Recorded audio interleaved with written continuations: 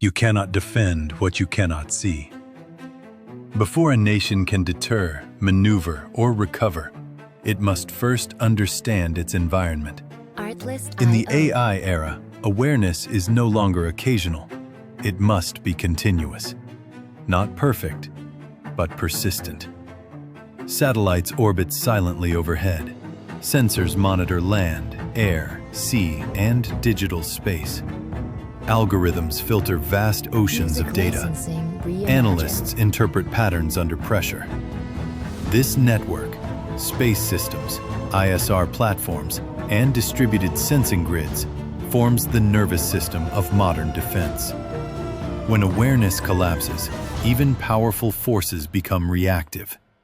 When awareness persists, resilience begins.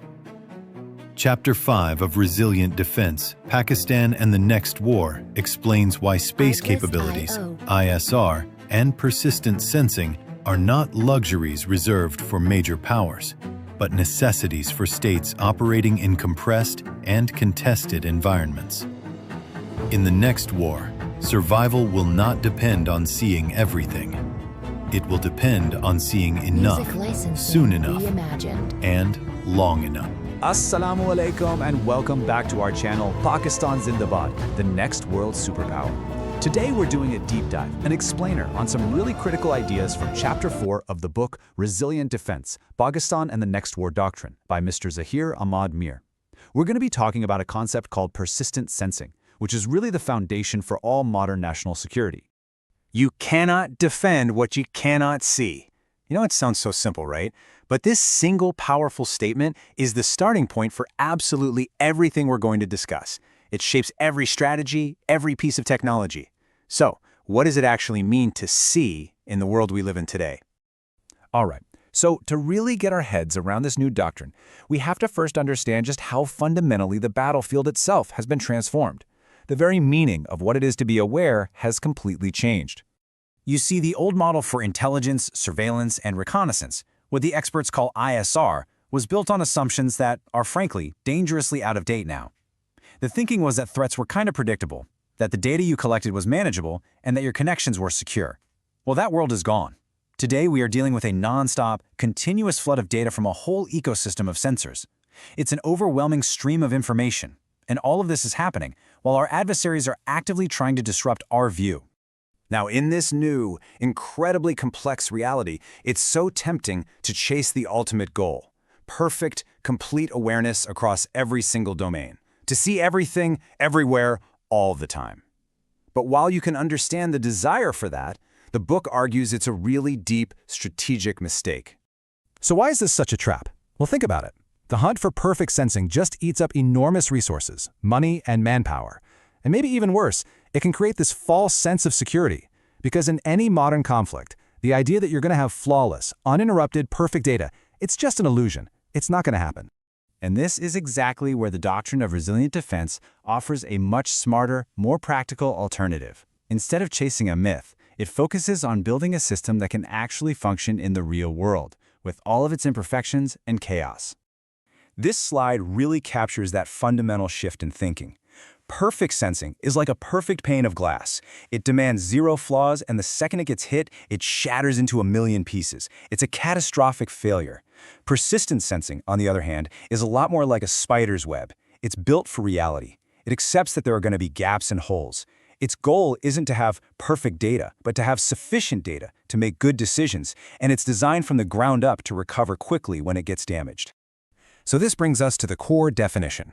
Persistent sensing is continuous coverage sufficient for decision-making. Let's break that down. It's not about seeing everything. It is about seeing what matters, when it matters. It's about having just enough information that you can trust, coming in often under immense pressure. Okay, so how do you actually achieve this kind of persistent awareness? How do you build it? The book points to two key technologies that are absolutely critical for making this resilient system work: space and, of course, artificial intelligence. Let's start with space. You can really think of space-based systems as the backbone of this whole enterprise. They give us that persistent, global view that is just unmatched. We're talking about everything from GPS for navigation and timing, to global communications, to those critical early warning signals. Space is the first, essential link in the chain.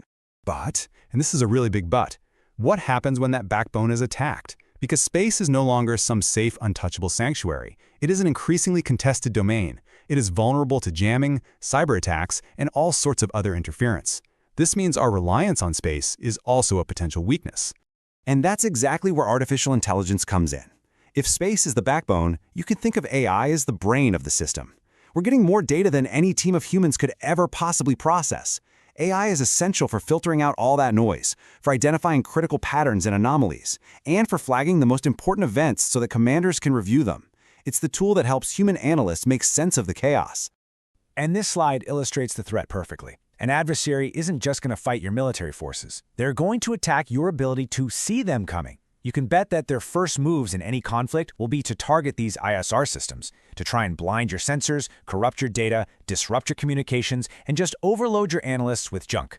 So this is where the book applies this whole doctrine to a very specific case, Pakistan. It makes the case that because of our country's unique strategic environment, our geography, our neighbors, our resources, this whole concept of resilient defense is especially relevant. It's a necessity, not a luxury. When you look at it, Pakistan has several key realities to deal with. A compressed geography where conflicts can escalate incredibly quickly. You have very diverse terrain that needs all different kinds of layered sensors. You have high population density and critical infrastructure that are all linked together. And, of course, you have economic constraints that mean you can't just build exhaustive, redundant systems for everything. These factors demand a very disciplined and selective approach. And this leads to one of the core principles of resilient defense, as the book applies it.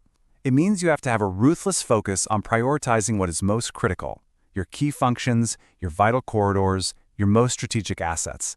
The whole goal is to know what you must see, while at the same time accepting that not everything can be seen perfectly. Now, the book makes another really crucial point here. This kind of advanced awareness, it's not just a tool for fighting conflicts. It is also an incredibly powerful instrument for preventing them from happening in the first place. A state that can show it has credible awareness is just less likely to be challenged. And why is that? Well, because it dramatically reduces an adversary's chance to miscalculate. It sends a signal that you're prepared, but it does it without being provocative. It allows for calm, measured responses instead of panicked reactions. Visible blindness can actually invite conflict, but credible awareness, that builds stability. The book uses this powerful metaphor, a sensory nervous system. It has to feel, it has to process, and it has to react. And that system has to be resilient, because the goal isn't to have this perfect, godlike knowledge of everything. The goal is simply to have decision-relevant insight when the pressure is at its absolute highest. And that brings us to the one phrase that I think summarizes this entire doctrine: seeing enough, soon enough, for long enough. It's about seeing enough to make a sound judgment, seeing it soon enough to actually have time to act, and seeing it for long enough to manage a crisis effectively.